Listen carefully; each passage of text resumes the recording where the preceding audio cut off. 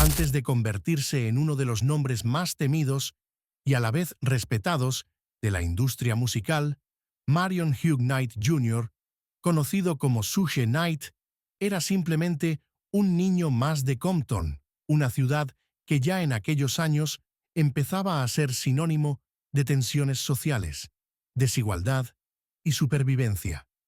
Nació el 19 de abril de 1965 en un hogar de clase trabajadora.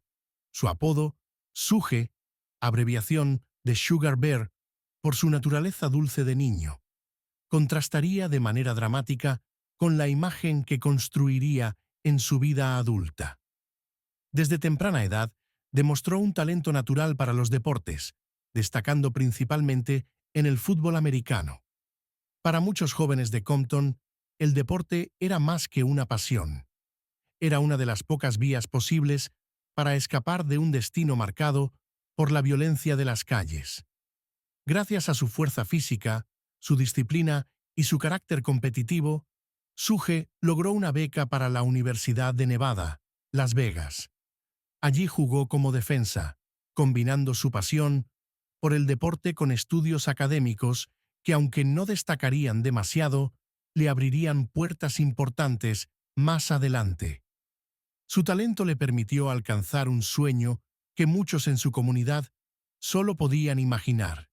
En 1987, tuvo una breve oportunidad en la NFL como agente libre con los Los Angeles Rams. Aunque su paso fue fugaz, la experiencia le dejó algo mucho más valioso que fama deportiva: contactos. Al abandonar el fútbol, Suge se reinventó. Aprovechando su físico imponente y su red de conexiones, ingresó al mundo de la seguridad privada, trabajando como guardaespaldas para celebridades del entretenimiento, incluidos músicos y ejecutivos de la industria musical. Durante esta etapa, Suge aprendió dos cosas cruciales. Primero, que el mundo de la música era un terreno fértil para quienes sabían moverse entre el talento y los negocios. Y segundo, que en ese entorno, la fuerza y la intimidación muchas veces valían más que los contratos firmados. Era un mundo donde la lealtad era volátil, donde las oportunidades surgían rápido y donde sobrevivían no siempre los mejores artistas, sino los mejores estrategas. Suge Knight, con su mentalidad de jugador de fútbol y su formación en las calles de Compton, entendió el juego mejor que nadie.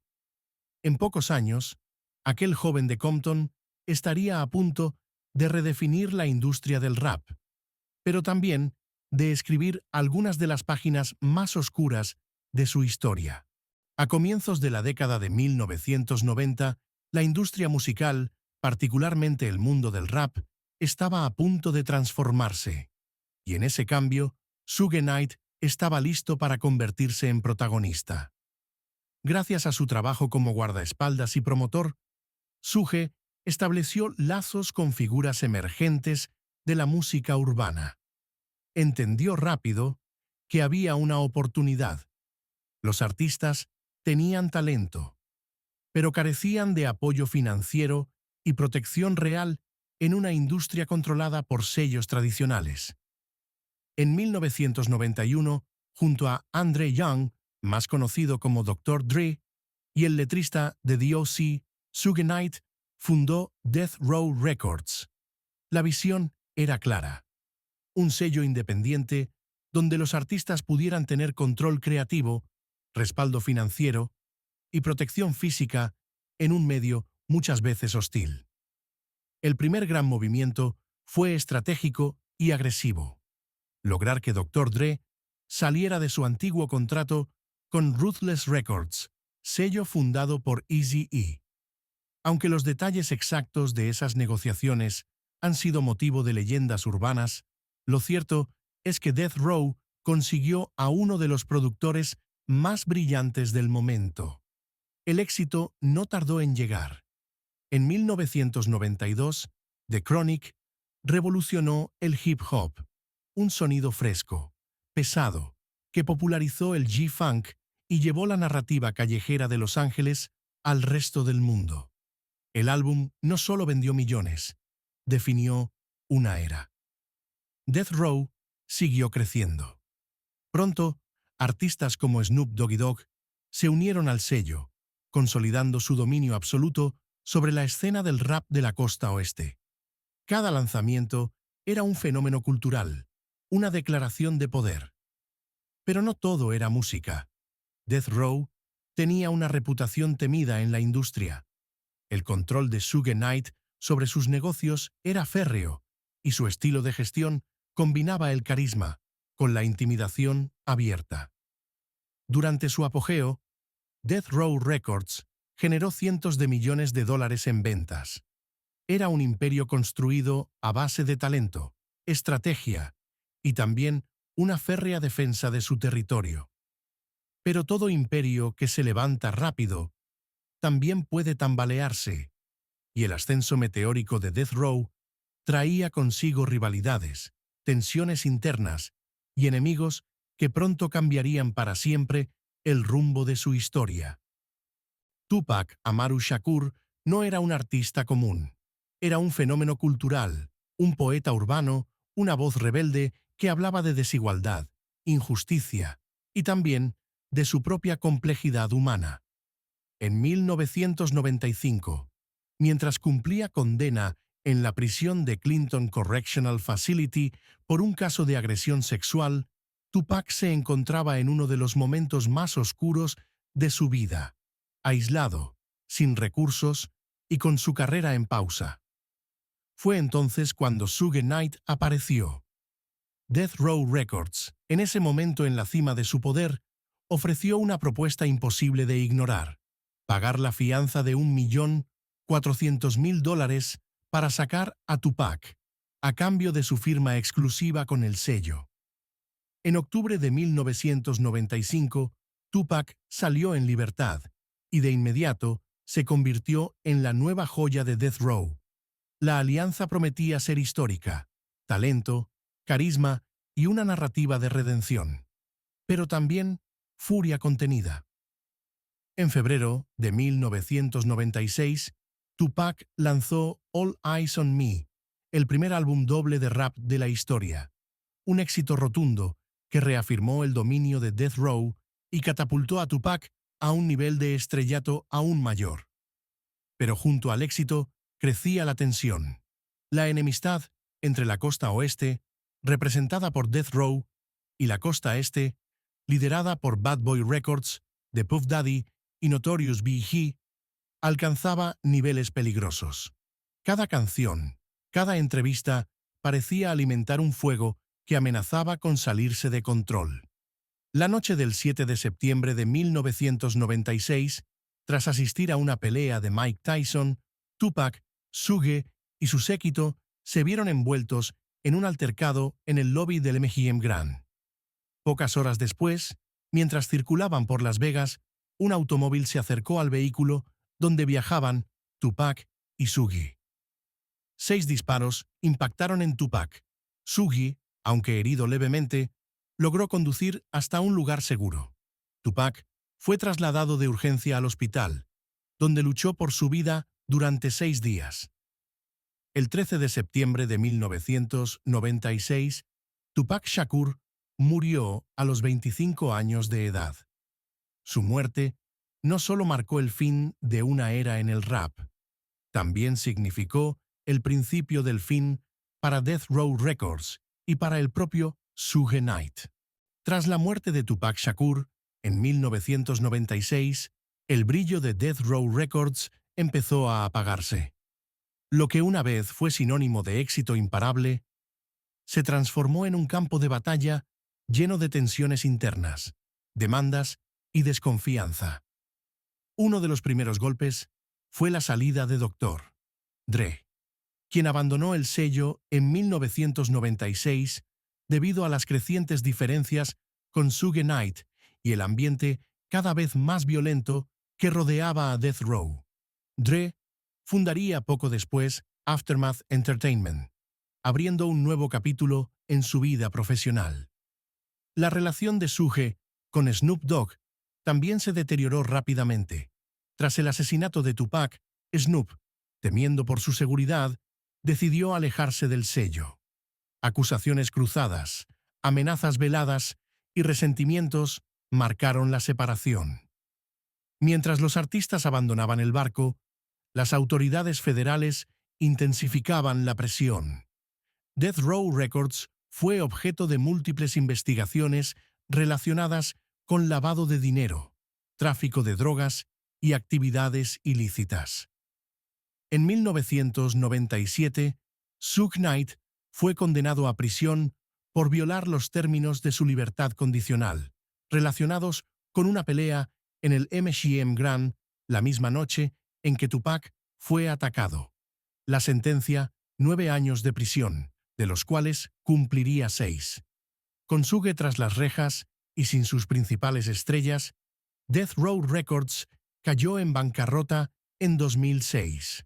Su catálogo, que alguna vez generó millones de dólares, fue vendido como parte de una liquidación judicial. La caída de Death Row fue tan dramática como su ascenso. Lo que una vez fue un símbolo de poder y éxito en el rap, terminó reducido a un recuerdo de excesos, traiciones y oportunidades desperdiciadas.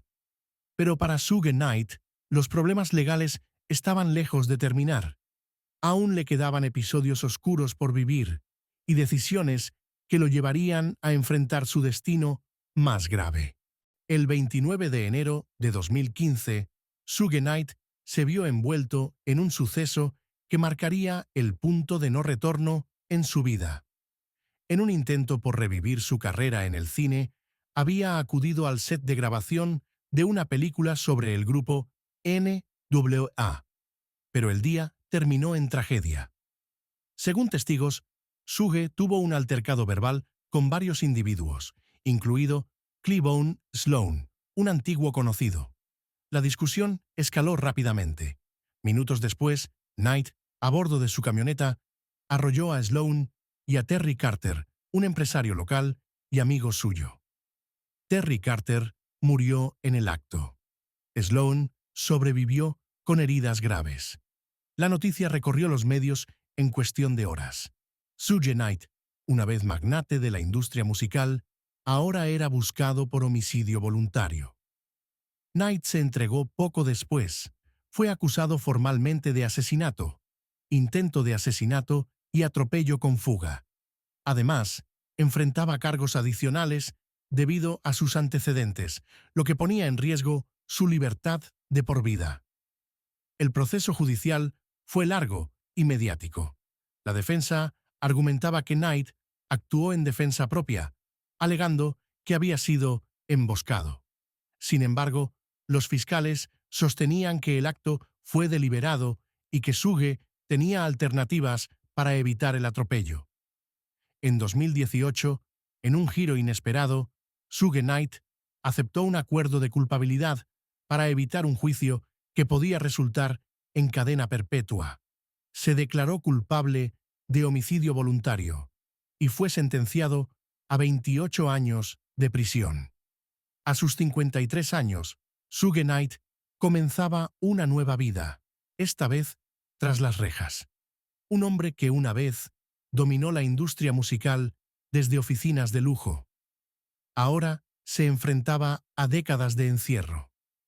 Su historia era ahora un testimonio brutal de cómo la violencia, las malas decisiones y la falta de control pueden destruir incluso a quienes alguna vez parecieron invencibles. Aunque Marion Suge Knight hoy cumple una larga sentencia tras las rejas, su huella en la cultura del hip hop y en la industria musical es innegable. Su historia es un complejo mosaico de innovación, poder y autodestrucción. Death Row Records redefinió el sonido de los años 90. Bajo el liderazgo de Knight, se produjeron algunos de los álbumes más influyentes de la historia del rap, impulsando a figuras como Dr. Dre, Snoop Dogg y Tupac Shakur a niveles de fama mundial. Muchos artistas y ejecutivos reconocen que la independencia creativa que Death Row promovió inspiró a generaciones posteriores a buscar autonomía frente a los sellos tradicionales.